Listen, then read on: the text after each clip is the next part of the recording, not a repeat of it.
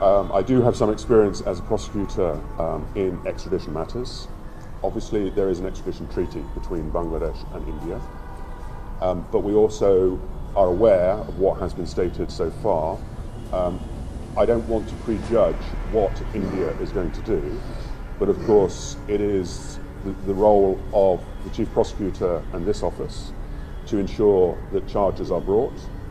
that an extradition request is made, and obviously if extradition is refused, we will have to then look upon whether she is tried in her absence or whether in fact we look to the International Criminal Court to provide assistance in trying her. That is a matter that's not my decision to make, but certainly we would hope and certainly we would make a call to India as a democratic state that they respect the rule of law and they respect a lawful and proper request for her extradition when an extradition request is made. So I'll deal with the second question first. So my experience of working previously for the defence at this court has shown me where the legal framework and the practice needs to be changed in order to meet the highest international standards. As a barrister, as a member of the Bar of England and Wales, I have a professional responsibility to uphold the highest standards of professional ethics and conduct, and that is what I will do. I have agreed to assist the prosecution and to advise as much as I can to ensure that that process is maintained. Secondly, on the death penalty. The first question in relation to the death penalty. Now, obviously, we are aware that for a number of states, particularly European states, that there is a refusal to extradite or to provide evidence in relation to proceedings where the death penalty is maintained. Now, of course, that will have to be a discussion that the government will need to engage in, and whether it is appropriate to maintain the death penalty in these proceedings. And it will have to be a question as to whether, if they maintain the death penalty, whether they will lose the support, the absolutely essential support of European nations and the United Nations. Of course, that's not a decision for me to take. That is a decision that affects the government, and I understand that is a very topical issue to have. But certainly a decision will have to be taken as to whether it is appropriate to suspend the death penalty for these cases, to issue a moratorium, or whether the nature of these crimes are such that there will be a demand for the death penalty. Ultimately, it's a matter for the judges to decide as to whether the death penalty should be applied or not. So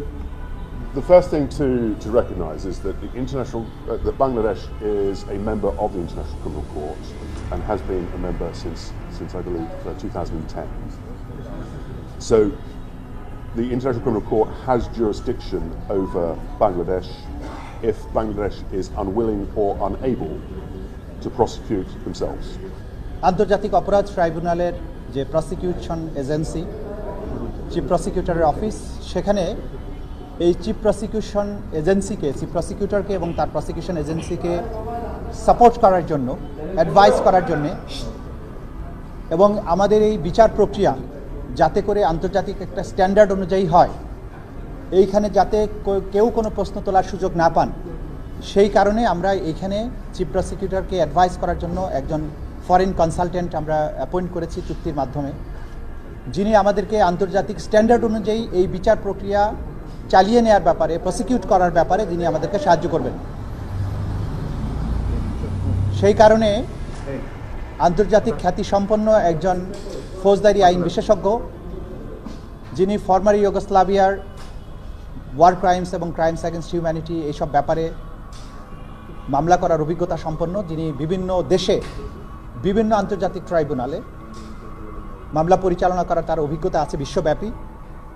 সে কারণে mister টবি ক্যাডম্যানকে আমাদের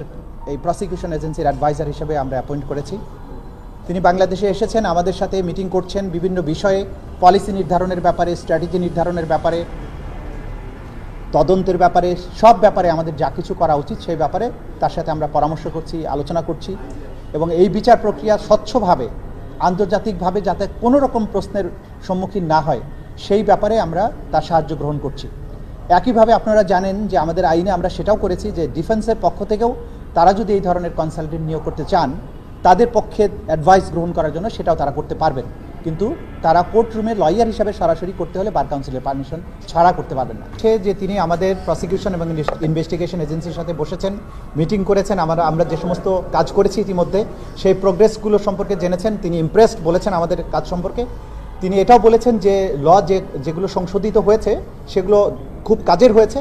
আরও দু একটা বিষয়ে আরও অ্যামেন্ডমেন্টের প্রয়োজন হতে পারে, সেই ব্যাপারে আমরা সম্মিলিতভাবে প্রসিকিউশন এজেন্সির সাথে প্রসিকিউটরের সাথে পরামর্শক্রমে আমরা আরও কিছু বিষয় প্রপোজ করব, এটা তিনি বলেছেন। আর তিনি বলেছেন যে শেখ হাসিনাকে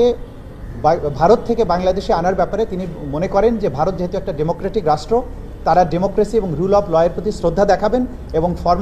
ফর্মাল কোনো রিকোয়েস্ট যদি বাংলাদেশ সরকার মেক করে সেটার প্রতি শ্রদ্ধা দেখিয়ে তারা তাকে ফেরত পাঠাবেন। তিনি এটাও বলেছেন যে শেখ হাসিনার বিচারের ব্যাপারে বাংলাদেশের যে আইন আছে আন্তর্জাতিক অপরাধ ট্রাইব্যুনালের আইন অনুযায়ী, যে তাকে তার বিরুদ্ধে ফর্মাল চার্জ হওয়ার পরে তাকে যদি গভর্নমেন্ট অফ ইন্ডিয়ার কাছে রিকোয়েস্ট করার পরে যদি ফেরত না দেওয়া হয়, বাংলাদেশ সরকার তাকে ইন অ্যাবসেন্সিয়া ট্রায়ালের ব্যাপারে বিবেচনা করবেন এবং যদি প্রয়োজন হয় সেই ব্যাপারে আইসিসির পরবর্তী সময়ে যদি ভারত না দিতে চায় আইসিসির কোনো সহযোগিতা নেওয়া যায় কিনা সেইটা পরবর্তী সময় বাংলাদেশ গভর্নমেন্ট ঠিক করবেন। তিনি এটা বলেছেন যে মৃত্যুদণ্ড থাকলে যে সমস্ত রাষ্ট্র এক্সট্রাডাইট করতে চান না সেই সমস্ত রাষ্ট্রের ব্যাপারে বলেছেন যে তারা বাংলাদেশের বাস্তবতাটা আলাদা, বাংলাদেশের বাস্তবতায় এইখানে এই মামলার ব্যাপারে যে মৃত্যুদণ্ডের বিধান আছে এটার ব্যাপারে ডিসিশন নেওয়ার ক্ষমতা হচ্ছে আদালতের। আদালত ঠিক করবেন যে মৃত্যুদণ্ড দেওয়া হবে কি হবে না, এবং বাংলাদেশ সরকার এই মৃত্যুদণ্ডটা অ্যাবলিশ করবে কিনা এটা বাংলাদেশের জনগণের চাহিদা, এই রাষ্ট্রের বাস্তবতার আলোকে বাংলাদেশ গভর্নমেন্ট ডিসিশন নেবে, এই ব্যাপারে আমাদের কিছু বলার নেই। মোটা থেকে এই কথাগুলি তিনি বলেছেন এবং তিনি বলেছেন তার অতীতের অভিজ্ঞতা থেকে তিনি জানতেন এই ট্রাইব্যুনালে একসময় তিনি ডিফেন্সকে অ্যাডভাইস করেছেন এইখানে কোথায় কী কী সমস্যা হয়েছে, কী কী কারণে এই ট্রাইব্যুনাল বিতর্কিত হয়েছে সেটা তিনি জানেন এবং বুঝেন, সেই কারণে তিনি এই ইনভাইটেশন গ্রহণ করেছেন, আমাদেরকে অ্যাডভাইস করছেন যে অতীতে যে ভুলগুলো হয়েছে সেগুলো যাতে আর কখনো না হয় এবং ফ্রি ফেয়ার এবং ইম্পার্শিয়াল একটা ট্রায়াল যাতে হয়, আন্তর্জাতিক মহলের কাছে গ্রহণযোগ্য একটা বিচার হয়, সেই ব্যাপারে তিনি প্রসিকিউশন এজেন্সিকে তিনি অ্যাডভাইস করবেন, সহযোগিতা করবেন। দুনিয়ার কাছে তিনি দেখাতে চান তার অতীতে তিনি বিভিন্ন সময় আইসিসিতে তারপরে আইসিটিওয়াই তার যে অভিজ্ঞতা ছিল সেই অভিজ্ঞতার আলোকে এই ট্রাইব্যুনালকে তিনি অ্যাডভাইস করতে চান যাতে দুনিয়ার কাছে একটা গ্রহণযোগ্য বিচার হিসাবে এটা প্রতিষ্ঠিত হয়, সেই ব্যাপারে তিনি সব ধরনের তার প্রচেষ্টা অব্যাহত রাখবেন।